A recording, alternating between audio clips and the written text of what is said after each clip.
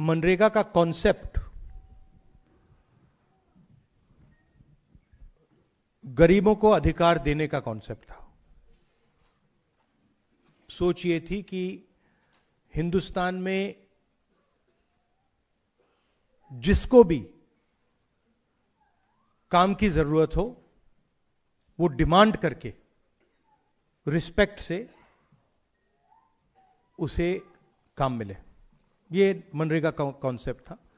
इसमें दूसरी बात थी कि ये थर्ड टियर ऑफ गवर्नमेंट जो हमारा है, पंचायती राज का जो सिस्टम है, उसके माध्यम से ये योजना चलाई जाए।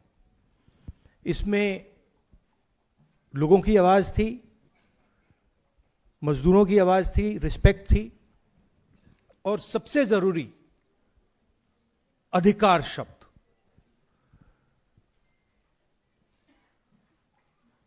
हर गरीब व्यक्ति को इस योजना ने रोजगार का अधिकार दिया। अब उस कॉन्सेप्ट को नरेंद्र मोदी जी और बीजेपी खत्म करना चाहते हैं। कुछ साल पहले उन्होंने किसानों पर आक्रमण किया था, काले कानून लाए, मगर किसानों ने उनको रोक दिया। मुझे याद है पार्लियामेंट में और सड़कों पे किसानों ने नरेंद्र मोदी पर दबाव डालकर, हम सब ने नरेंद्र मोदी और सरकार पर दबाव डालकर उस कानून को, उन कानूनों को रद्द कर दिया। अब वही कॉन्सेप्ट जो इन्होंने किसानों के साथ किया था, अब वो मजदूरों के साथ करने की कोशिश कर रहे हैं। आइडिया है कि दिल्ली की सरकार डिसाइड करेगी कहां जाएगा पैसा, कितना पैसा जाएगा, कौन सी स्टेट को मिलेगा, कौन सी डिस्ट्रिक्ट्स को मिलेगा। बीजेपी वाले स्टेट्स को ज्यादा पैसा जाएगा, ऑपोजिशन वाले स्टेट्स को कम जाएगा, और वो डिसाइड करेंगे किसको किस तरीके की मजदूरी चाहिए और वो इंप्लीमेंट करेंगे सेंट्रलाइज तरीके से। अधिकार खत्म कर दिया।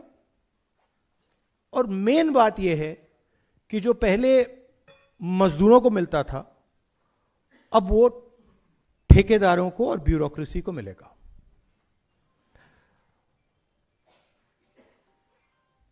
सारी की सारी योजनाएं जो बीजेपी की हैं, इनका लक्ष्य इसी लाइन पे होता है। उनकी विचारधारा है कि हिंदुस्तान का धन, हिंदुस्तान के एसेट्स चुने हुए लोगों के हाथ में हो, वो डिसाइड करें, वो देश को चलाएं, पूरा का पूरा धन उनके हाथों में चला जाए, और गरीब लोग जो हैं, और उसमें ज्यादातर हमारे दलित, आदिवासी, ओबीसी, इस वर्ग के लोग हैं, ये अमीरों पर, अदानी अंबानी जैसे लोगों पर फुली डिपेंडेंट हो जाए और इनकी बात माने, और अगर नहीं माने तो भूखे मर जाए। ये इनका हिंदुस्तान का मॉडल है।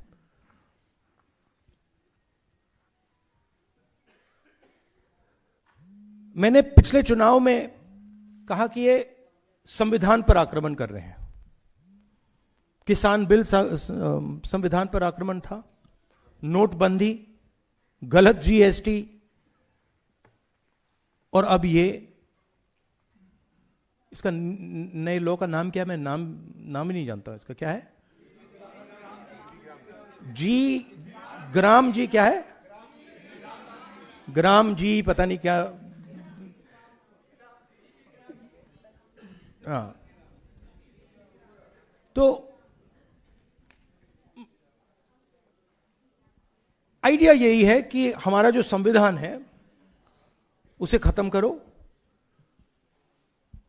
वन मैन वन वोट का जो कॉन्सेप्ट है उसे खत्म करो, लोकतंत्र को खत्म करो। और जो आजादी से पहले हिंदुस्तान था, जहां पे एक व्यक्ति, राजा महाराजा, एक व्यक्ति पूरा डिसाइड करता था, सारे के सारे एसेट्स उनके हाथ में हुआ करते थे और जो भी वो करना चाहते थे वो करते थे, वैसा हिंदुस्तान वो फिर से लाना चाहते हैं।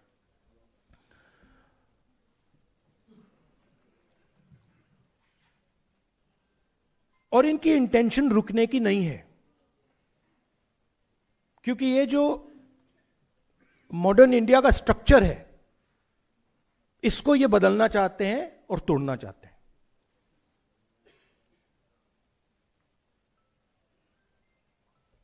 एक ही तरीका है इनको रोकने का, और मजदूरों को किसानों ने रास्ता दिखाया है। अगर हम सब एक साथ मिलकर खड़े हो जाएंगे, मैं आपको बता रहा हूं ये डरपोक लोग हैं, मैं अब इनको बहुत अच्छी तरह जानता हूं, ये डरपोक लोग हैं। अगर आप सब, हम सब एक साथ खड़े हो जाएंगे,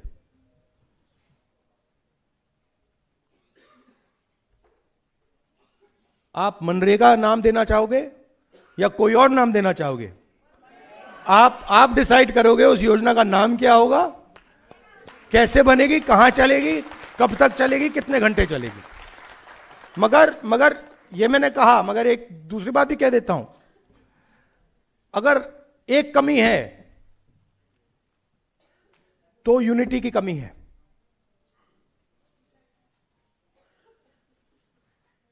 एक साथ गरीब लोग खड़े नहीं होते, अब होना पड़ेगा। और यह एक बहुत बड़ा मौका है। मनरेगा का जो आंदोलन है, यह बहुत बड़ा मौका है कि हिंदुस्तान के सारे गरीब लोग जो आइडिया ऑफ इंडिया के कॉन्सेप्ट में बिलीव करते हैं, कॉन्स्टिट्यूशन में बिलीव करते हैं, लोकतंत्र में बिलीव करते हैं, कि हम अगर एक साथ खड़े हो जाएंगे, मोदी जी पीछे हट जाएंगे और फिर से मनरेगा चालू हो जाएगा। आप सब, आप दूर दूर से आए, दिल से आपका धन्यवाद करना चाहता हूं। और जो संदीप ने कहा, जहां भी कांग्रेस पार्टी देश के मजदूरों के साथ खड़ी हो सकती है, वहां आपको कांग्रेस पार्टी खड़ी हुई मिलेगी। धन्यवाद।